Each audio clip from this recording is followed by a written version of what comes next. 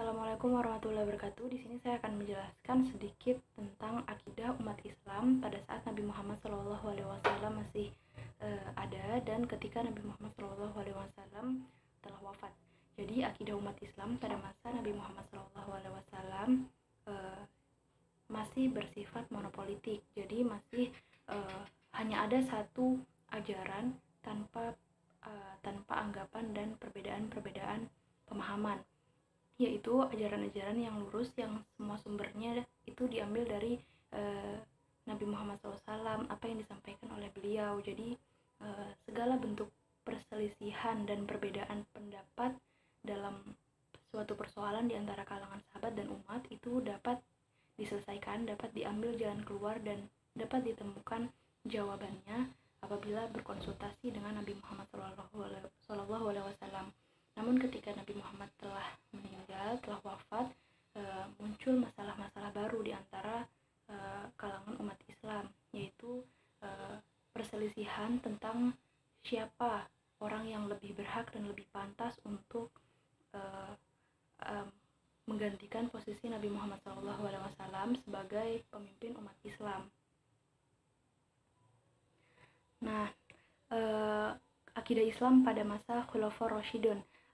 Akidah Islam pada masa Khulafaur Rasyidin banyak ada sedikit permasalahan-permasalahan yang timbul sejak awal diangkatnya Khalifah Abu Bakar As-Siddiq sebagai pemimpin. Pada masanya di awal-awal kepemimpinannya muncul sedikit permasalahan, yaitu mulai dari adanya nabi-nabi palsu, kemudian adanya orang-orang yang murtad dari Islam, dan kemudian ada juga orang-orang yang enggan membayar zakat. Nah, namun itu semua bisa berhasil diatasi oleh Khalifah Abu Bakar dengan cara yang bijak. Kemudian munculnya permasalahan yang mulai besar itu ketika di akhir-akhir kepemimpinan Khalifah ketiga setelah Abu Bakar As-Siddiq, Umar bin Khattab, yaitu Khalifah Utsman bin Affan, di mana Khalifah Utsman bin Affan ini melakukan reformasi terhadap administratur pemerintah sehingga menimbulkan ketidakstabilan pada politik. Nah, di mana itu kebijakan tersebut itu menimbulkan dampak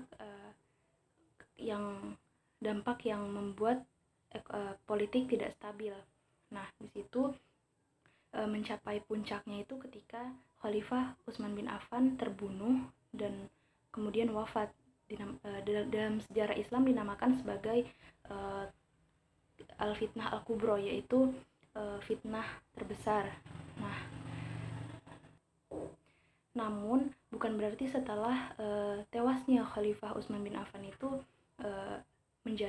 kemudian menjadi surut permasalahan dan konflik, namun kemudian semakin lebih parah, di mana khalifah yang selanjutnya, yaitu Khalifah Ali bin Abi Thalib, mendapatkan masalah dengan Khalifah Ali bin Abi Thalib itu menerima estafet kepemimpinan dari sebelumnya Khalifah Utsman bin Affan dalam keadaan yang tidak baik, dalam keadaan umat Islam sedang terpecah belah.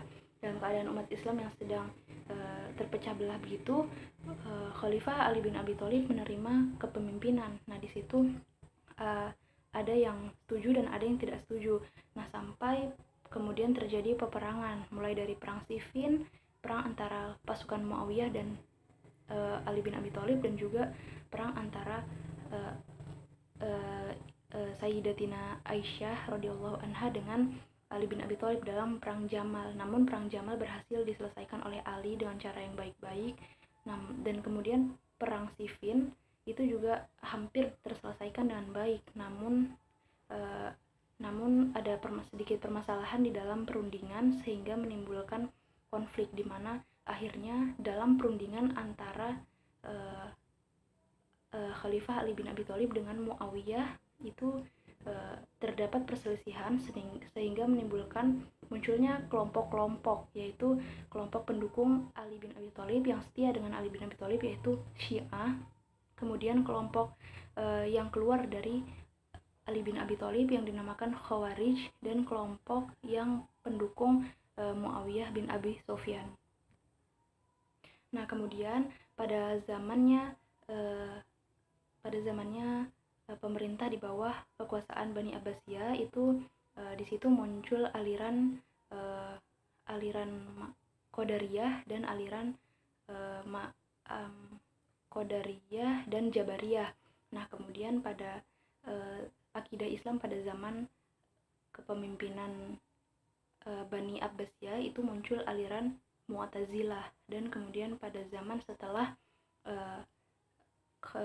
Bani Abbasiyah memimpin, itu muncul aliran Asy'ariyah dan Maturidiyah, di mana aliran Asy'ariyah dan Maturidiyah inilah yang menjadi paham yang digunakan hampir seluruh mayoritas umat Islam di dunia saat ini, yang disebut dengan Ahlus Sunnah wal Jamaah. Mungkin itu saja yang bisa saya jelaskan untuk pengenalan pada bab 1 kali ini. Terima kasih. Wassalamualaikum warahmatullahi wabarakatuh.